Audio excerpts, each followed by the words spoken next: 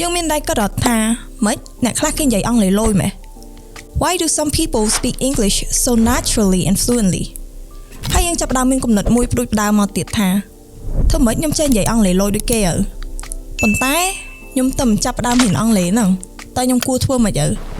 តោះឥឡូវយើងមករៀនអំពី3គន្លឹះសំខាន់ៗដើម្បីឲ្យយើងចេះនិយាយអង់គ្លេសលយដូចគេគន្លឹះទី1ការទស្សនាទៅលើវីដេអូដែលនិយាយជាភាសាអង់គ្លេសបើយើងកលេចទៅលើក្មេងៗសម័យឥឡូវគឺខុសពីក្មេងៗសម័យយើងដាច់ហ្មងការនិយាយអង់គ្លេសរបស់គាត់គឺមួយអែមមួយញាក់ហ្មងអាហ្នឹងដោយសារតែអីគឺដោយសារតែ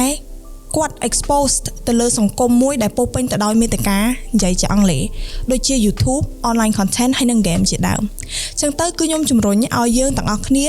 ទស្សនាទៅលើវីដេអូ content ជាភាសាអង់គ្លេសឲ្យបានច្រើនដូចជាឥឡូវពេលដែលខ្ញុំមានពេលតនេអញ្ចឹងគឺខ្ញុំចិត្តមើល American series ដែលហៅថា The Friends series ដែលជួយបំពន់ទៅលើការនិយាយរបស់ខ្ញុំហើយក៏ការស្ដាប់របស់ខ្ញុំជាដើមនៅពេលដែលខ្ញុំមើលរឿងហ្នឹងគឺខ្ញុំដឹងនៅការលើកដាក់សំឡេងតង់នៃពាក្យនីមួយៗហើយនិងការប្រើប្រាស់ពាក្យនីមួយៗដោយឧទាហរណ៍ថាយើងអាចនិយាយថា fluency comes from the output not just the input the more you speak the more your accent and rhythm sounds natural ចូលដល់គន្លឹះទី2គឺការសិក្សាទៅលើវាក្យសព្ទហើយនិងវេយ្យាករណ៍នៅពេលដែលយើងចង់ចេះនិយាយអង់គ្លេសឲ្យកាន់តែច្បាស់ហើយឲ្យកាន់តែត្រូវគឺយើងត្រូវមានមូលដ្ឋានគ្រឹះឲ្យល្អចឹងទៅការសិក្សាហ្នឹងយើងអាចផ្ដោតសំខាន់ទៅលើ2ចំណុចនៃ grammar សំខាន់គឺទី1គឺ the 12 tenses ដែលយើងហៅថា English 12 tenses យើងអាចផ្ដោតទៅលើ past simple present simple future ហើយនិង present continuous ផងដែរដែលយើងប្រើជាទូទៅហើយចំណុចមួយទៀតចំណុចទី2គឺយើងអាចផ្ដោតទៅលើ parts of speech ដែលយើងអាចផ្ដោតទៅលើ noun verb adverb adjective ហើយនិង conjunctions ដែលយើងប្រើជាទូទៅជារាល់ថ្ងៃអញ្ចឹងបើអ្នកទាំងអស់គ្នាចង់ដឹងពីចំណុចទាំងពីរហ្នឹងបន្ថែមទៀតអ្នកទាំងអស់គ្នាអាច research បន្ថែមហើយសិក្សាបន្ថែមទៅលើចំណុចទាំងពីរហ្នឹងអញ្ចឹងចូលទៅដល់គន្លឹះទី3គឺការហាត់សមហើយនិងការនិយាយផ្ទាល់គ្មានអ្វីល្អជាងការធ្វើអីដោយផ្ទាល់ទេអញ្ចឹងទៅនៅពេលដែលយើងរៀនចេះហើយក៏យើងត្រូវអនុវត្តផ្ទាល់ដែរក្នុងករណីថាយើងអត់មានភាពក្លាហានក្នុងការនិយាយមួយគេយើងអាចនិយាយមួយខ្លួនឯងសិនក៏បាននិយាយសន្ទនានៅមុខកញ្ចក់និយាយតែឯងអញ្ចឹងទៅយើងអាចសន្ទនាទៅវិញទៅមកឬក៏យើងចង់ជំនះខ្លួនឯងយើងត្រូវតែឈានជើងទៅមុខតតាហ៊ាននិយាយមួយគេបានយើងអាចអភិវឌ្ឍបានអញ្ចឹងទៅគឺយើងទៅនិយាយមួយគេអាចនឹងសន្ទនាតិចតួចជាមួយនឹងមិត្តភ័ក្តិឬក៏ជាមួយនឹងក្រុមគ្រួសារឬក៏ជាមួយនឹងគ្រូយើងក៏បានដែរបើយើងអនុវត្តកាន់តែអនុវត្តជារៀងរាល់ថ្ងៃមាត់យើងនឹងមានភាពស៊ាំទៅលើការនិយាយអង់គ្លេសហ្នឹងនៅពេលដែលយើងមានភាពស៊ាំការក្លាហានរបស់យើងក៏កាន់តែកើនឡើងដែរព្រោះអីយើងគិតថាយើងនិយាយអង់គ្លេសត្រូវ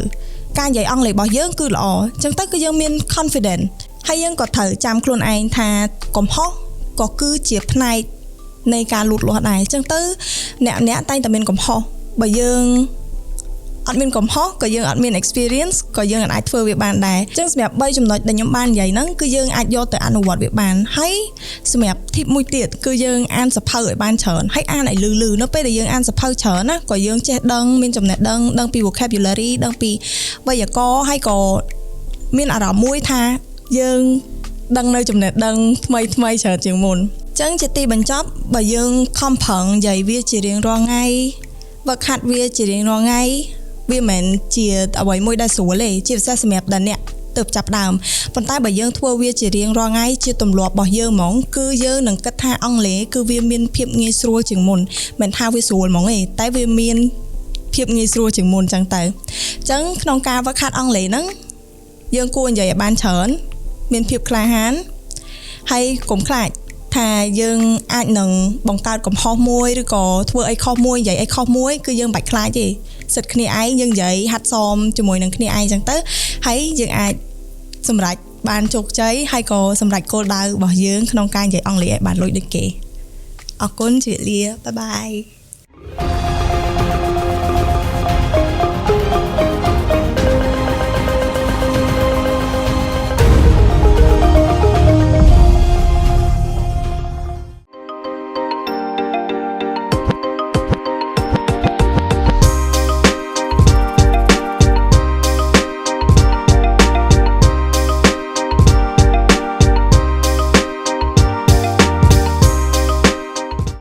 Belty International University, the future of global leaders.